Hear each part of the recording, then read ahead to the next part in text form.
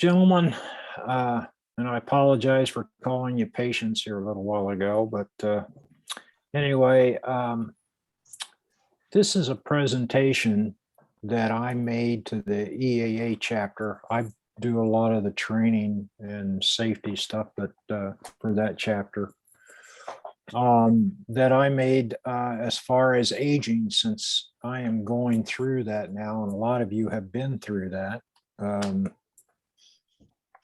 And it was quite an interesting set of research to do this. And I think, I hope everybody comes away with it, that they've learned a little something new in it. But so we're just going to charge on here a little bit. But everybody knows who I am. I don't want to waste our time on this because I think we got, what, 40 minutes to do this, Dave? Yeah, as far as yeah, that would be great. Yeah, so the important thing is what I am not. I don't have any medical training or experience or anything other than what I got on the farm for delivering baby calves and castrating pigs, but I am, I'm recommending you get a good working relationship with your primary care physician. And I have shown this to my primary care guy, and he likes it. He thinks we ought to do more and more of this. But first of all, I want to talk about the makeup of the aviation community, because this is what I feel is very important. A lot of us, the vast majority of us, are non-flying members that are involved in whether a chapter, whether in a club or anything like this. Their spouses, their friends, their siblings, and their children. So make up the non-flying, and they're the largest part. And then we get our student pilots, and these are the ones we're trying to get and stay into aviation, whether it's a flying position or it's taking off in another avenue, such as in engineering or STEM related disciplines here. And then we have our flight instructors, and this flight instructor and I hope you guys get to know this face, because he is the tow pilot for the Danville chapter or club over there, and he keeps one of his airplanes in my hangar at Delphi. And I'm hoping that we can possibly convince him to join the chapter or join our club, because he's taking lessons now. And I've told him about you, Tom. So he's he's Enterprise. He's off the Enterprise. So good. What's his name? His name is Gary Gruber. Okay. Grube. I'll send you his email address if you want. Yeah, do that. I look forward to talking with him. Yeah. Then we have, of course, our private pilots. They're VFR rated. Some of them are IFR rated, but very few. They make up the large portion of our general aviation population. And then there's commercial pilots and airline transport pilots. Very few of us around. I don't know if there's anyone in the club other than myself that used to be in those positions. But very few of us. And then we get our ex-military pilots and everything like this. And the danger zone, huh? Yeah. I wish I remembered Tom's handle. I can't remember his. What's your handle, Tom? Yeah, it's Wolf, and I think the reason that's in there is because I told I said I've been trained to tell pilots where to go. Yeah. Yep. That's what he said. So that's why Paul put it in. Oh, okay. Yeah. And the frustration of the guy in front, Yeah. So, but then I want to talk about, hey, what happens when we age? What changes do we go through? And there's two ages: chronological and our true age. And our chronological age is, hey, I turned 70 here a couple of months ago, but sometimes I think I'm 80, not 85, with some of the problems. But then there's other guys out there that are 70 years old that have a 50-year-old physique, and I know a few of them. So, but what makes up our true age? First of all, it's heredity. Where we've been, our environment that we're in. You'd be surprised. I've learned a lot of guys that they deal with chemicals that affects the nervous system, and you're looking at one right now. So that's what I'm going through. And then there's personal choices. You know where that comes through with the recreational drugs that's going on. And I just learned today that they're trying to legalize marijuana here in this state. So that ought to be fun. And then there's the medications we're all on. Well, I shouldn't say we're all on it, but lots of us are. But then this is what really happens. Reality is we all age, some at increasing rates and some at decreasing rates. But the first thing is that I think a lot of us realize is our cognitive ability. It's the changes in the brain that are also the hardest to detect. And it's also the hardest to acknowledge. I make a comment in here that, you need to have a good friend, and a friend that's willing to tell you, hey, something's going on.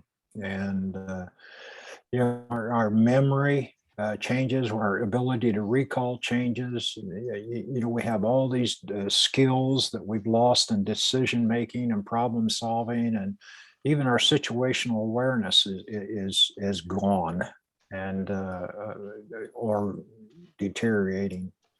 So then the vision.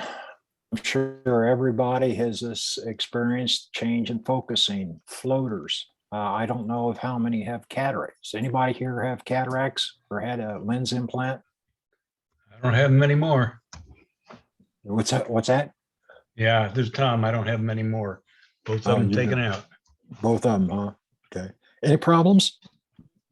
No, not with that, but I do have floaters, and sometimes it's hard to tell whether it's another airplane out there in the distance. I got to think about it for a bit. Yeah. And one thing I'm going to talk about in here is slow down your vision. Your scans, slow them down, give your eyes time to focus on something. Then we've all got the ringing in the ears. And as much as we'd like to ignore it, we've got it. And I noticed that today it's getting worse for myself because I had my motorcycle helmet on, and man, I could really hear the ringing that's going on. And it's all in the high frequency range, which means some of the radio conversations go away. Air traffic control is harder to hear. And we get that proverbial stare, like, huh, what's going on? Our digestive system, we don't drink enough water. I'm guilty of that myself.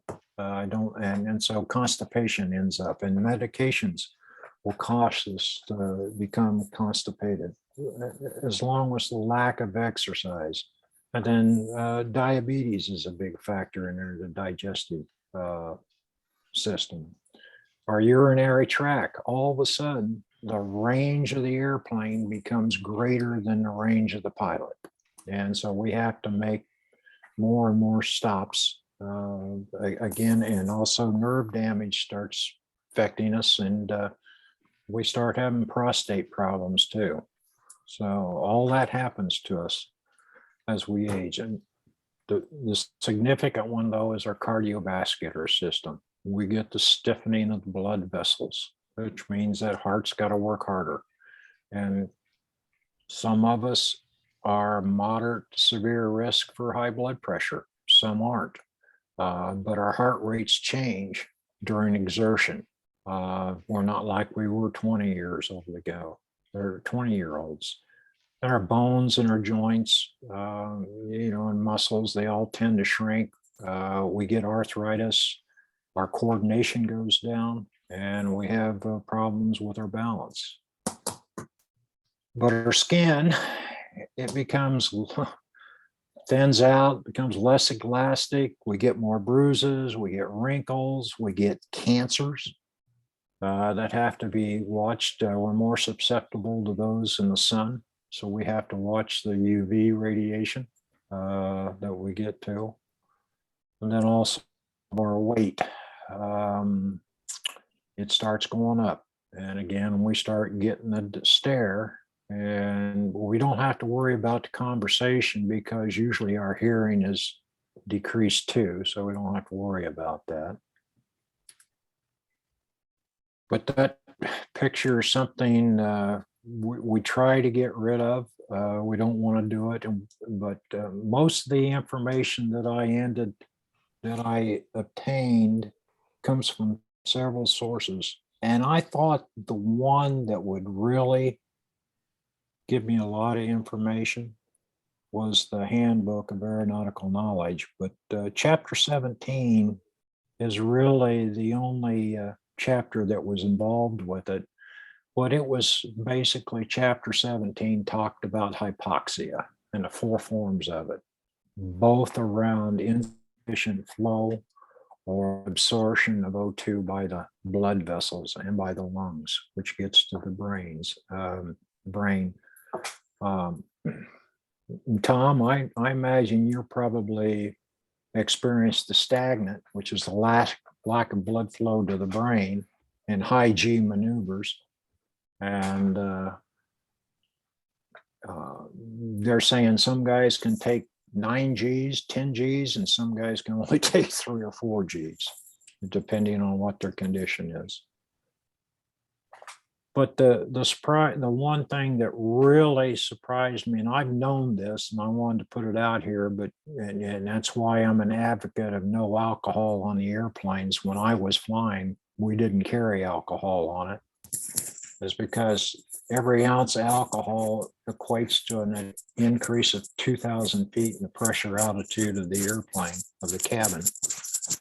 And there's lots of times people will drink 8 to 10 ounces of alcohol, and on an airliner with a cabin of about 4,000 to 5,000 feet, you can see they're easily at a 25,000 foot altitude and a constant drunk.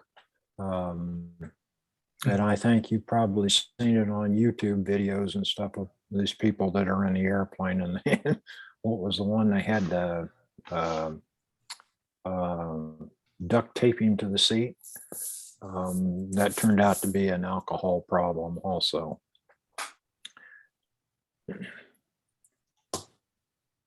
But the other sources that I've got is EAA has a webinar out there that I'll be sending out the links to, that they talk about healthy pilot technology.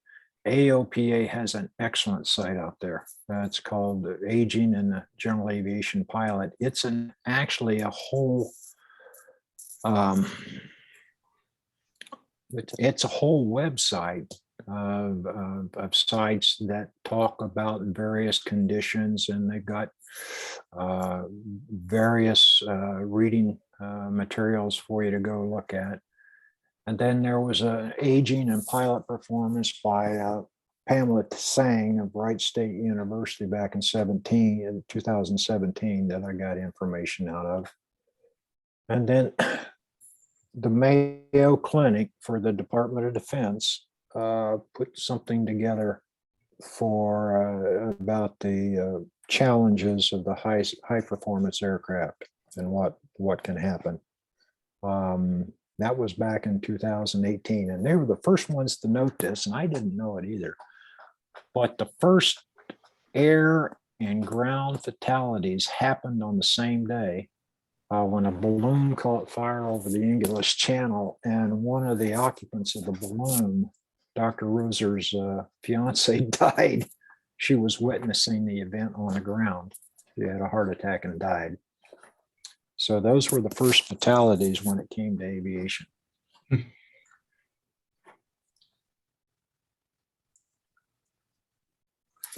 one I found interesting was the forces by Rocky Jetic back in 2013 was on the G forces on the human body.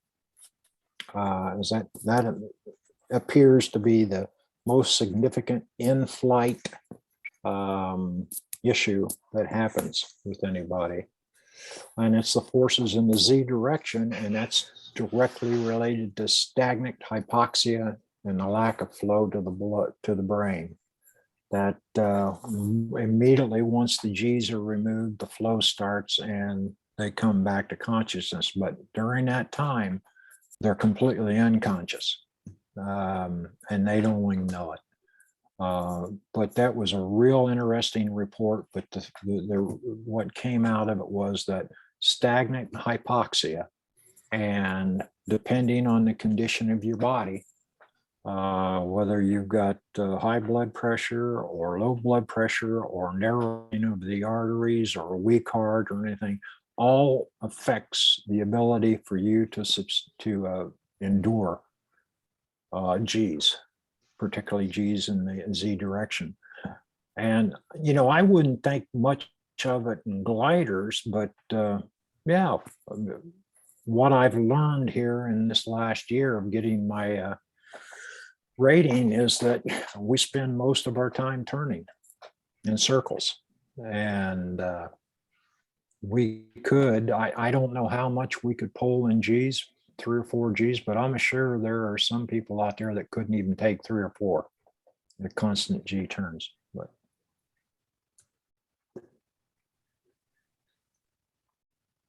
there was a report called Scientific Reports back in 2019 that focused on private pilots. And this was the one that broke them down into age.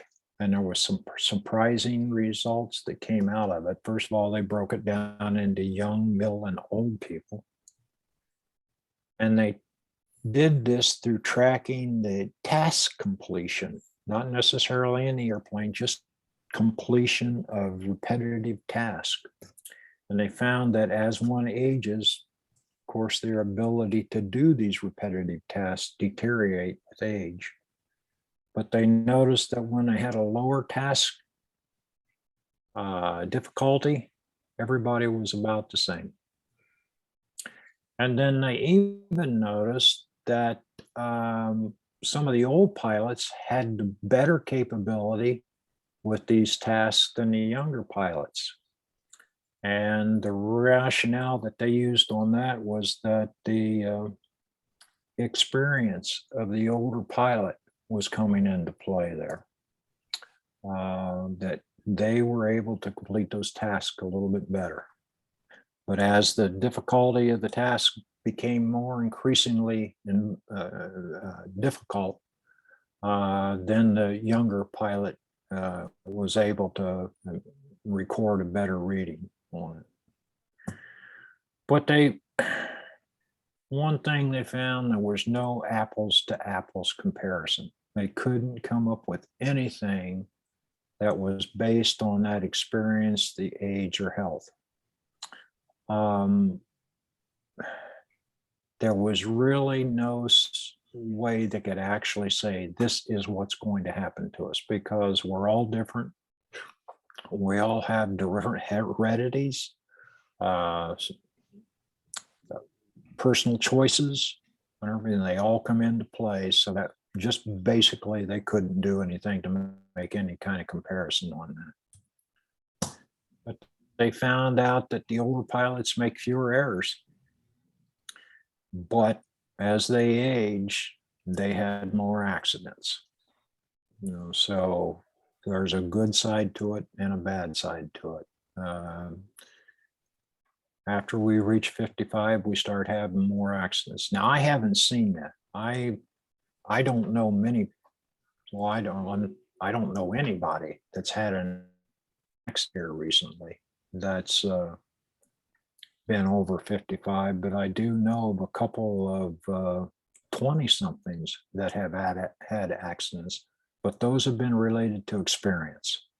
They were young student pilots and private pilots, and they've had some problems. But they looked at 118 general aviation pilots over 3 years, ages of 40 to 69. And they based it how their performance was on the execution of ATC instructions, their instrument scan, traffic avoidance and approach to landing. Approach to landing was where most of the accidents happened, was on approach to landing. The expert pilots, and I'm going to say expert more like in professionals, military, commercials, we had better baseline scores with less decline over time. The accuracy of our communications for everybody showed the greatest decline as we aged.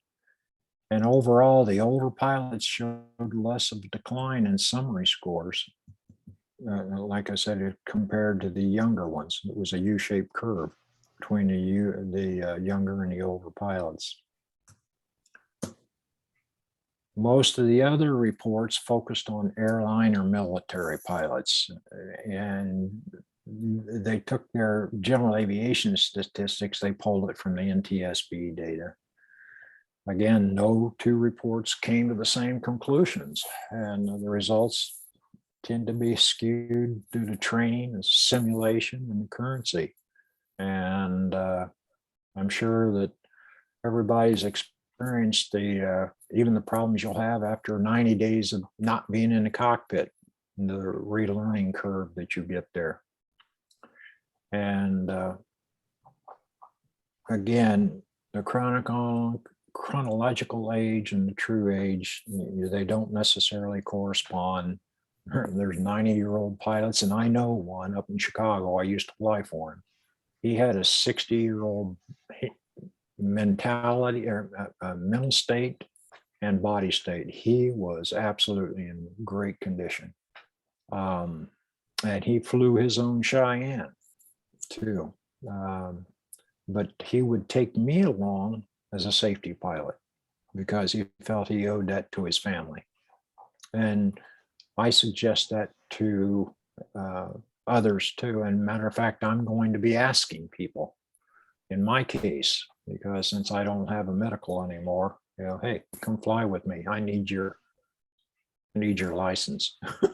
That's basically what it is. But the website that I show there for the AOPA, that is fantastic. I think Shane, we ought to put that website out on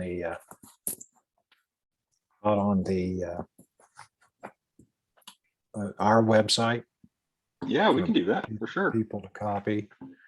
And I have been asked by AOPA to put on Rusty Pilots presentation again here at Purdue. I don't know if it's going to happen, but I did one about 5 years ago. 2017 is when I did the last Rusty Pilots here. We had, if I remember right, 91 pilots attend that at Purdue. And it was quite well received. And I spent about 3 weeks answering questions afterwards, but it was a nice seminar to have. Hey, Paul, this is Dave. I just wanted to, if you could, once that's firmed up and you're definitely going to do it, if you could let us know and we'll post it on our website, and then maybe some of the guys might want to come up to it. Certainly, most certainly. It was good to do. And the materials are out there, are available to anybody that wants to get them too. I just do that. But what can you do? You can maintain a good relationship with your primary care physician and avoid any substance abuse. You can develop good friendships. Somebody will notice your changes and who will tell you about it. And somebody who can fly as a co-pilot if needed, or safety pilot. And I'm a big believer in safety pilots now. Years ago, I said, nah, I don't need it, but I've seen some things. Yeah, I probably need a safety pilot too. Keep busy. Volunteer, socialize, keep the cognitive abilities going. Just keep yourself mentally active and physically active. Come on. Where are you guys going? And keep learning, keep practicing and keep learning. Fly. Now it's tough for us here in the winter to do that. But there's also the AOPA Rescue Pilots seminar that they've got out there, and the Air Safety Institute, which is the link that I'm going to give Shane. And then EAA also has a webinar also on flying safety as it relates to medical factors. So what else can you do? So you can develop a safety assessment checklist. And AOPA, EAA, and the Air Safety Institute both have checklists out there that if you want to use, they encourage you to. But basically, how do you feel? And then take stock of your proficiency and skill level. They all deteriorate. And then you heard me talk about visual scans. Slow your visual scans down because we've got floaters. Our peripheral vision changes. It's not as wide. And then also have a plan B. You know, always have a plan B. And then when you develop that plan B, also you want to slow down your scan and your pre-flighting. Slow down your pre-flight activities because you never know what you're going to find. And I'm just going to wait for people to see those, what's in that picture. I see a couple of eyes looking at me. Yeah, I thought they were bolts, the heads of bolts the first time I looked at them. Does anybody else see it? Yep, it took me a second. I finally got it. There he is right there.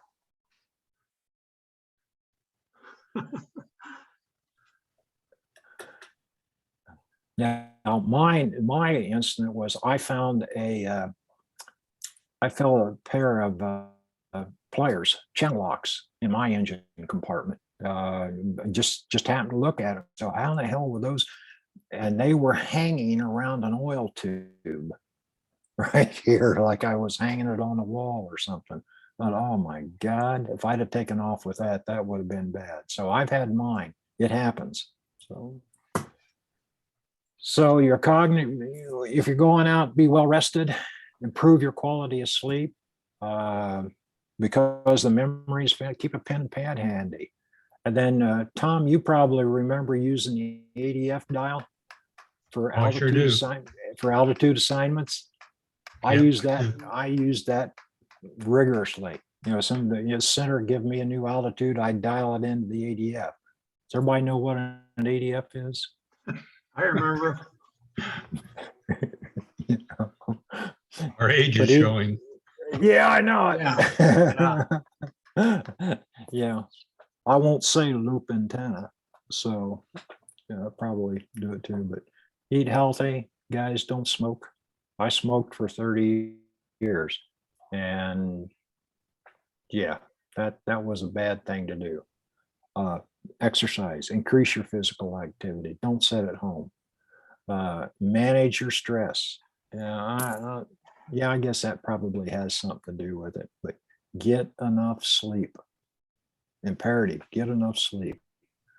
And then they keep talking about plenty of calcium and vitamin D for your muscles and joints.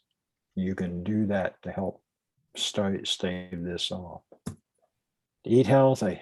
Don't smoke again. Increase your physical activity. Manage your stress and get enough sleep again. But also get, if you've got problems with your heart or you think you do, go get a sonogram. See if that happens. Your primary care physician might do that for you. Take care of that digestive system. Eat a healthy diet, you know. And also when you got to go, you know, number one or number two, and then maintain a healthy weight. Some of you guys don't know about this, but I once weighed 286 pounds, but I'm down to 208 now. I have been as low as 200. And I can tell the difference. Vision checks, hearing checks, your vision. Most of you guys do this anyway. You wear hats, you wear sunglasses, not necessarily need earplugs, except for the tow pilots. But always do something like that. Wear headphones. But here's the last slide that I wanted to. There's going to become a time when you're going to have to say you're going to have to hang it up. It may be voluntary or involuntary. And that's when you're going to need your friends. And those friends are going to say, hey, let me go see if this guy wants to go fly today. But also the friends are going to give you a healthy assessment of what your capabilities are. But when it happens, maintain a positive attitude. The best thing that ever happened to me in my situation was I found SoarIndy. That was the best thing that kept me going. It kept me in the air. And that was probably the most sane thing that could happen to me. Now the drive is a little long, but soaring's fun. And Tom got me into a glider that is being tore apart as we speak. And I'm hoping I can paint it the same color as that bad boy right there. That's a 126 right there. I'd like to do that. So, are there any questions? I just wanted to make a comment. This is Dave. That picture you had back, about 10 slides or so ago was the one I asked Paul when we previewed it. We previewed this presentation last Saturday when we were having some Zoom call problems. A couple more slides back, Paul. It's the accident where you can see that that one right there, that's amazing to me how far, obviously the nose hit the ground first, but look how far the fuselage is actually broken behind the butt of the glider pilot. That's Paul told me that's taken off the SSA website, I believe. Is that right, Paul? Yes. That's where I got it. That's amazing. That picture is just. I would, when I saw that, I wouldn't imagine a glider would hit the ground that hard. I know. But apparently, he must have impacted the nose first. Yeah.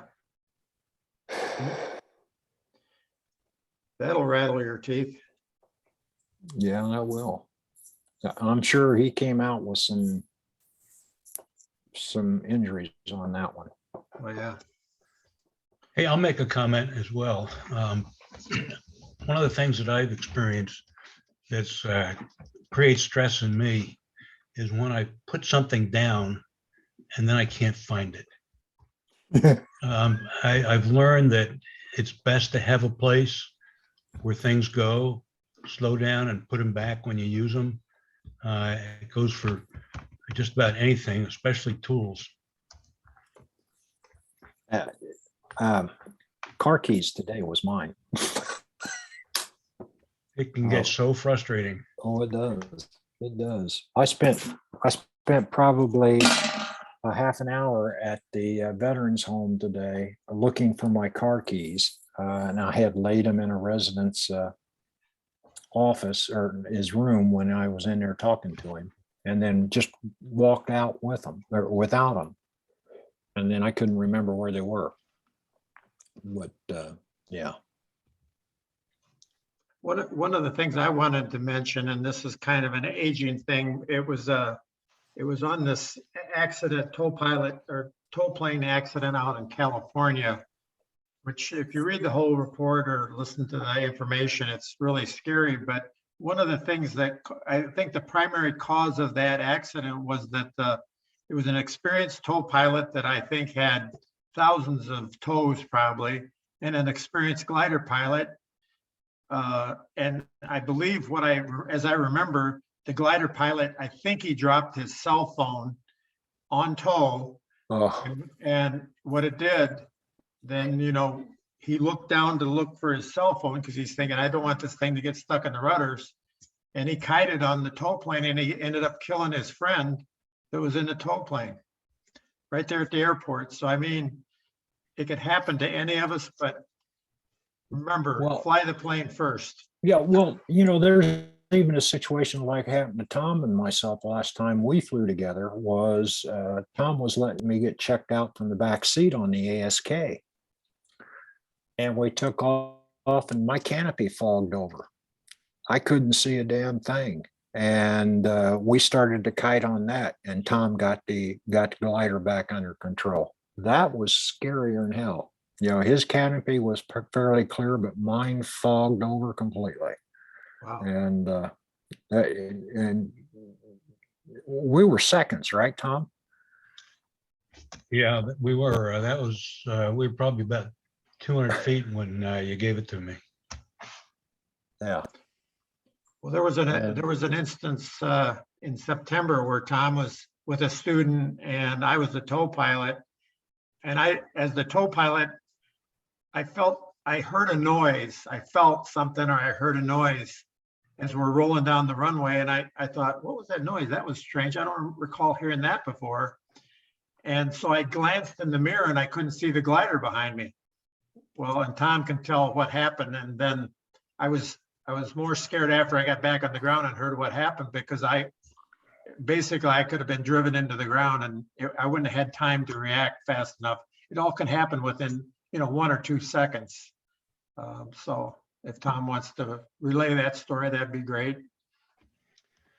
Yeah, it was unfortunate on a takeoff. The student kind of lost control, pushed the stick forward, bounced really big time, pulled the stick back, and we started kiting. So I released. I have no idea what altitude we got to, probably 30, 40 feet. And then was able to pitch over. I had some winch training. And if I hadn't had that, I don't know if I could have handled it like I did. Because I knew immediately had to get that nose down. When I did, I was looking at Dave flying away without me. And then just did a normal landing and stopped at the first taxiway. Wow. So the lesson there is that watch out when I give you a check ride or get your current. I might give you a rope break where you don't expect it. Well, fortunately, I'm not going to have to experience that again. No, we'll never do that. No, I'll never do that. But I'm sure we've all got. It'd be nice if we got some of the guys to kind of like pin out something that they experienced, how it relates. I don't want to hear any bathroom tales or anything like that. But, gentlemen, that's all I got. Well, Paul, I'd like to say thanks for all your effort. I know this takes a lot of time to put these presentations together. And like I said, we're going to go ahead and we've recorded it and we're going to go ahead and put this on the website so that other people that weren't able to attend it can watch it. So thanks again for all your effort. That's the one I had more fun doing. So, Thanks a lot, Paul. I enjoyed it. right. Thank you, guys. Yeah, Thank you. good job, Paul. Thank you. All righty. Thanks. Bye.